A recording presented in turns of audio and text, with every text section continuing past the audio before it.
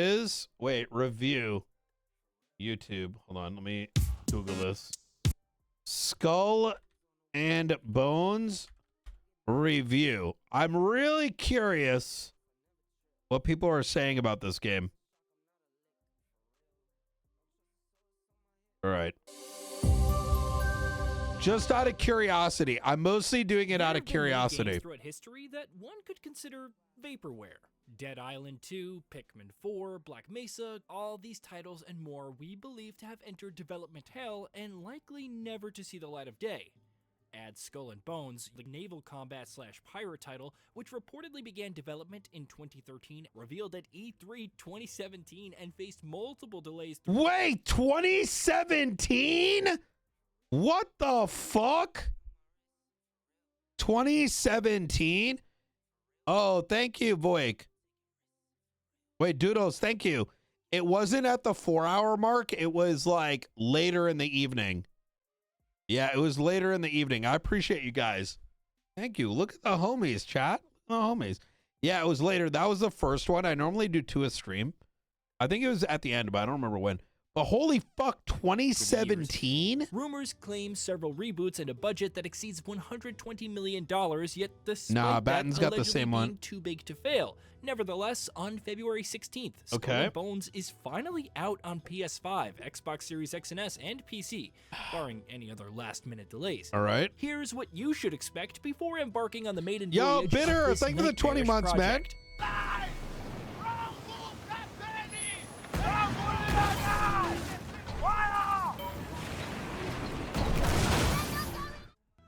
Outposts.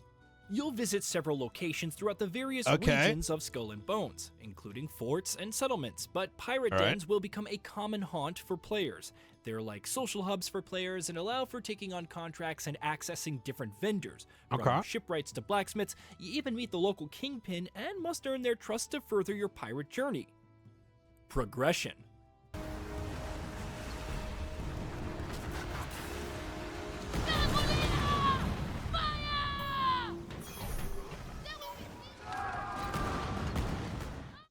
Infamy is the core method of progression throughout the game, which you have to rank up to unlock different ships, blueprints, weapons, and more. It even grants— Okay, so far, this looks like Sea of Thieves. Access to improved tools, speeding up the tasks of material gathering, and offering a chance for bonus gains.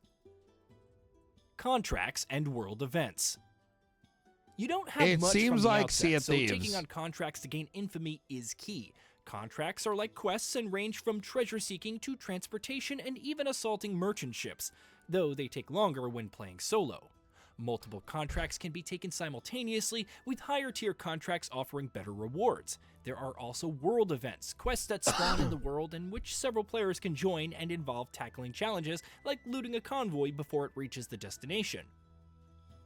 Sailing physics. Look! A British ship! She's shot through! Easy prey! Always room for more riches in our hold! Aside from exploring the pirate dens and other hubs on foot, Skull and Bones doesn't offer a whole lot outside of your ship when exploring, but it does try to make the sailing realistic. Buoyancy and drag affect a ship's physics, causing each to control differently, while wind direction and cargo weight can also impact their handling. Ship types. Players won't just have one ship they commandeer throughout Skull and Bones. There are various types that you're encouraged to use, and their blueprints are available as your infamy rises, though you still need to buy and craft it.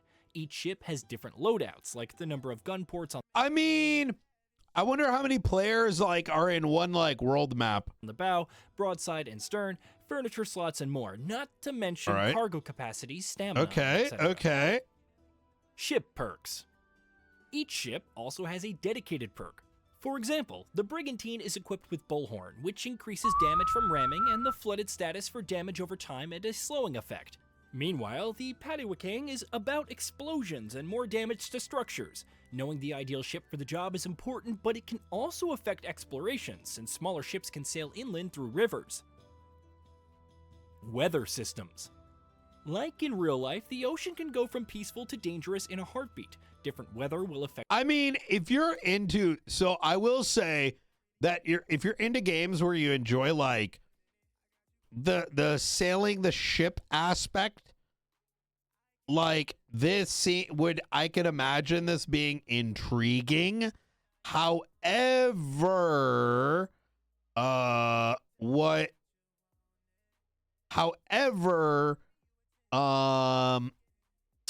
if you're like me and you were hoping that you could get off the ship, I feel like I'd feel very differently about this. Can damage your ship, reduce visibility, and flood the deck. Equipping your vessel to withstand it all while having enough resources to fight back in case of an ambush is important. Combat and weapon types.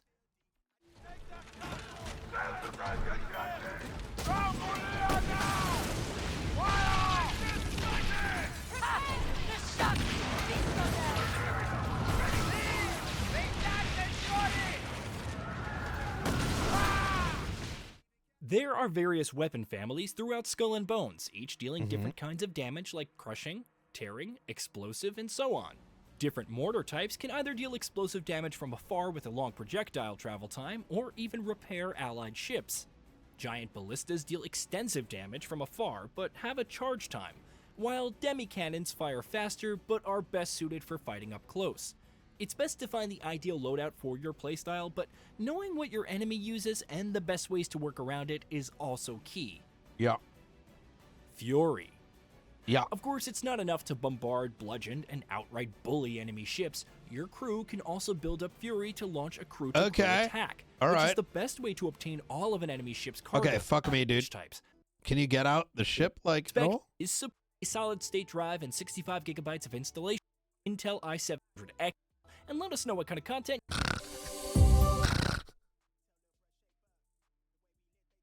It's just not for me. It's just not for me.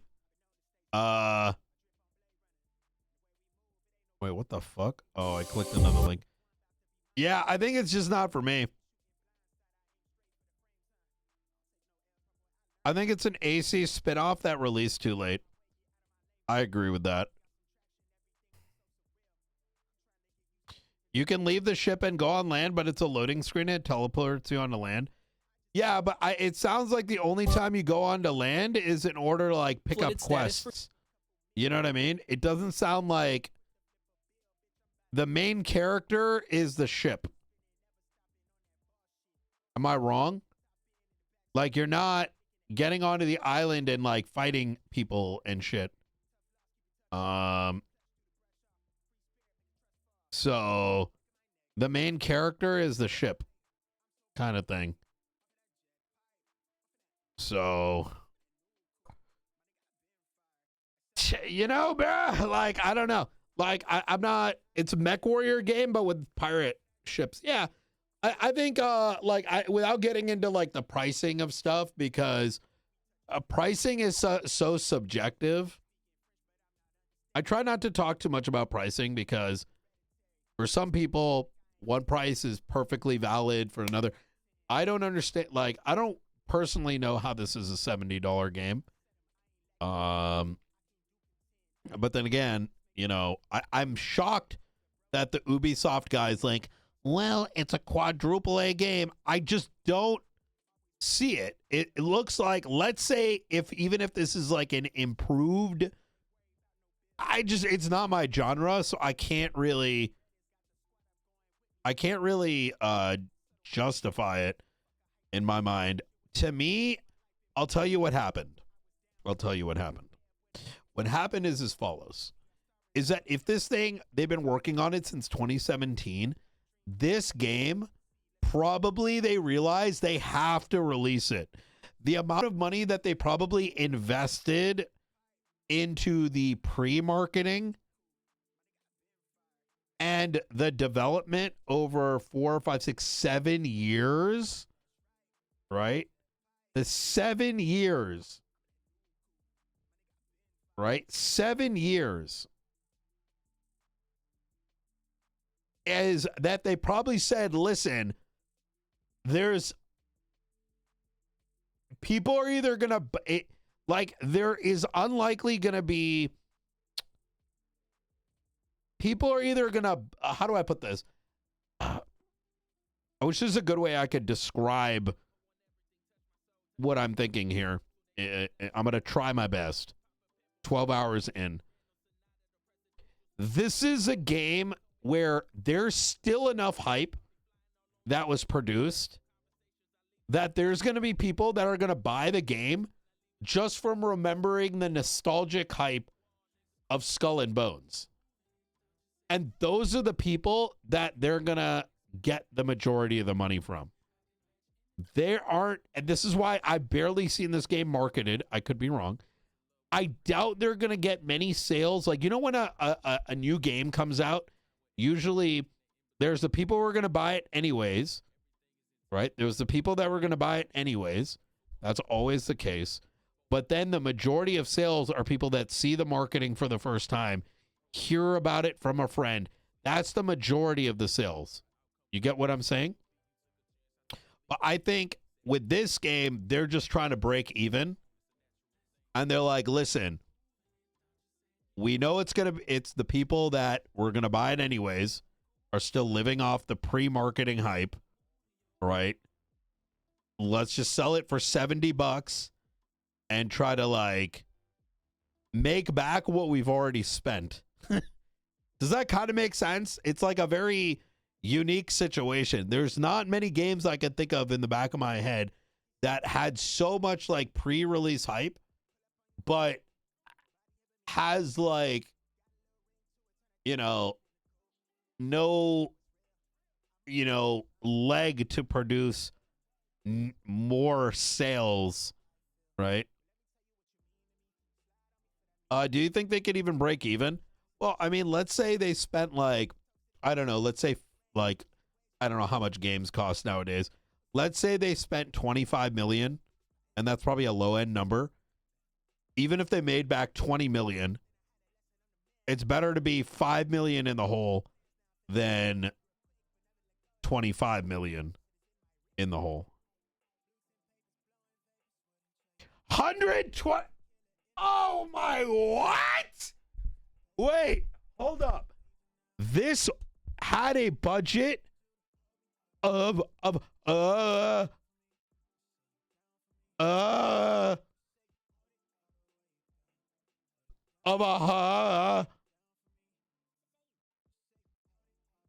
what?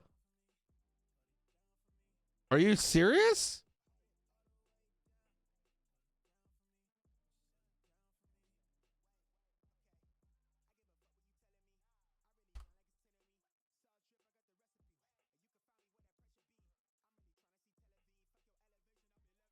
What the fuck? 120 to 200.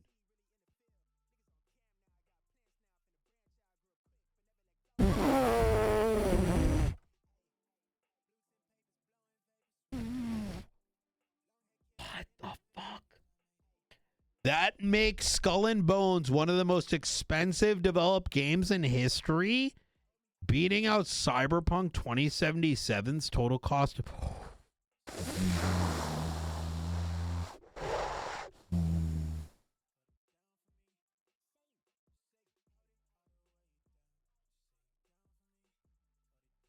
How? Bro, this is drug money.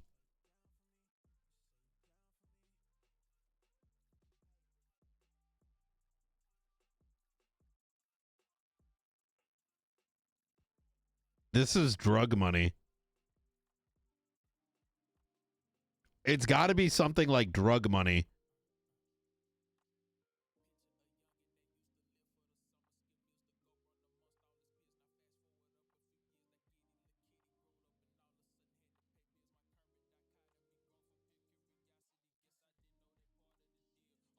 I'm so confused.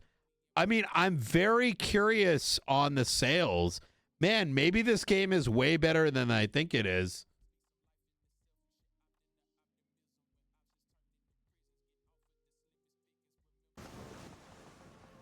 What is How this? is this game Is this from a unlimited? scale of 1 to 10? Oh. Scale 1 to 10.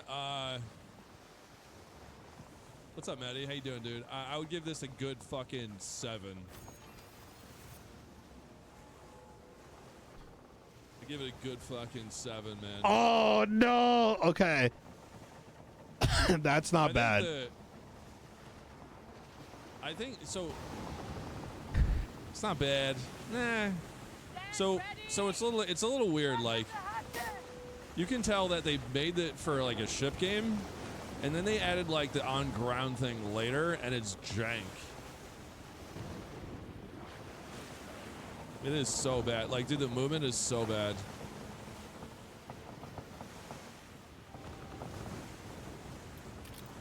Wow.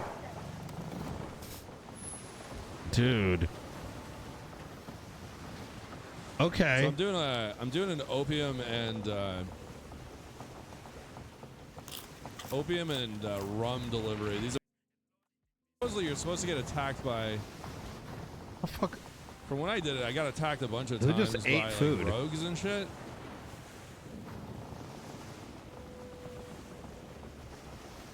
They haven't really been up my Doing ass some on this one, copium though. too, I think.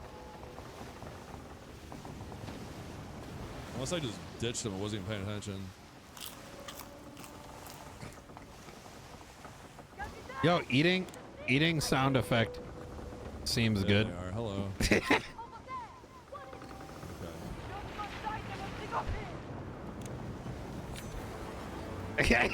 Oh, I got 2 groups of rogues.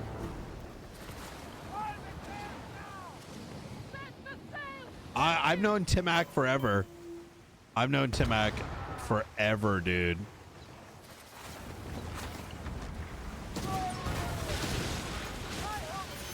Oh, I fucked that dude up.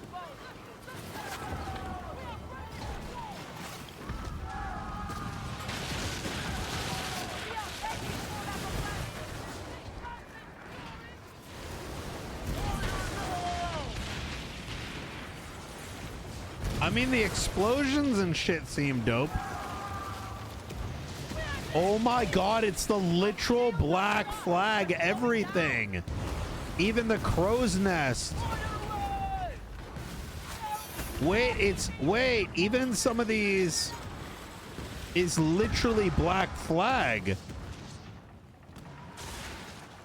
Like, and don't get me wrong, like, I understand the...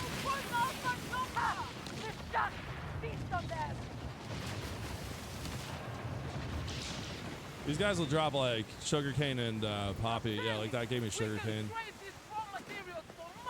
What the fuck? That's how you make rum and stuff.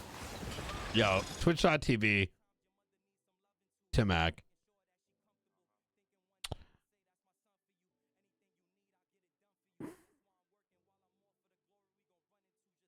I'm not, listen, man. There's games that I enjoy that others don't.